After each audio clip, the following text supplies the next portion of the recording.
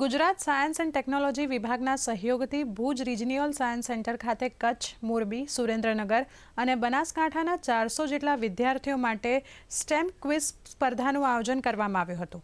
સાથે જ મુખ્યમંત્રી ભૂપેન્દ્ર પટેલ દ્વારા ભારતના સૌપ્રથમ સૌથી મોટા પબ્લિક સ્પેસ ઓબ્ઝર્વેટરી ટેલિસ્કોપનું લોકાર્પણ પણ કરવામાં આવ્યું હતું।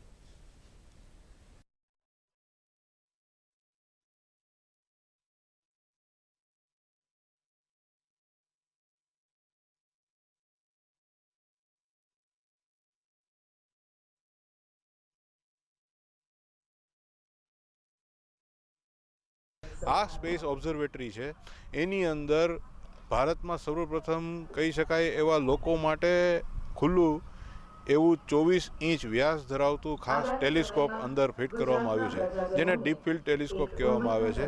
અને એનાથી અવકાશીય ખગોળ વિજ્ઞાન માં રસ ધરાવતા દરેક વિદ્યાર્થીઓ માટે આ જગ્યા જે છે સ્પેસ ઓબ્ઝર્વેટરી છે એ આશીર્વાદરૂપ નીવડશે।